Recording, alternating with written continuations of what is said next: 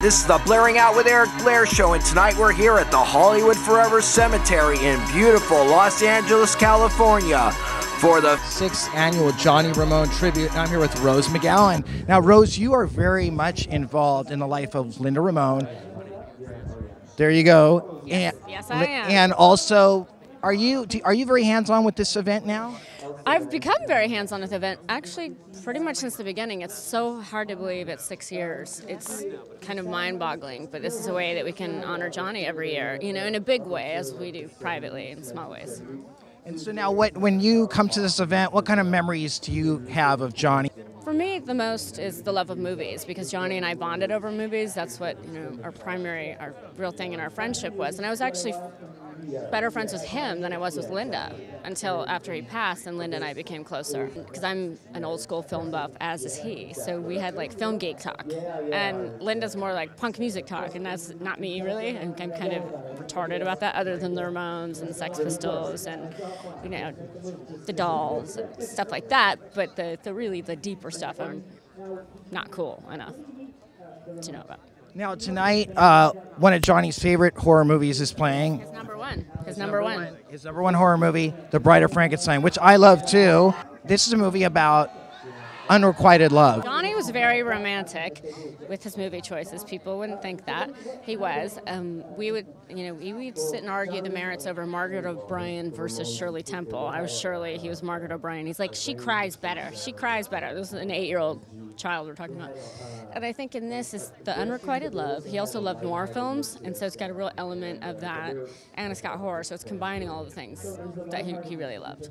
Now, could you ever see yourself getting behind a remake of The Bride of Frankenstein? Or would that be sacrilege? I think it's sacrilegious. I tend to be a fan of, I think people should remake things that were great ideas and just didn't kind of come off. Like, for whatever reason, the script wasn't good enough, or, you know, the editing messed it up, or something like that. So I think you shouldn't touch it. Kind of like Psycho when they did that. Yeah, that was horrible. Not so good. There's no reason. You don't touch perfection. Now, Rose. That said, I think I could play Elsa Lanchester pretty well. Yeah, you could. What's your favorite Ramones album? It's hard to tell anymore because I have a compilation of like 80 songs that I listen to, and so it just goes. But the one that probably my favorite song is "I Believe in Miracles," although it makes me cry every time. You have some mental real estate attached to that song? Mostly with Johnny, mental real estate, but yeah. What's going on with the Red Sonja movie?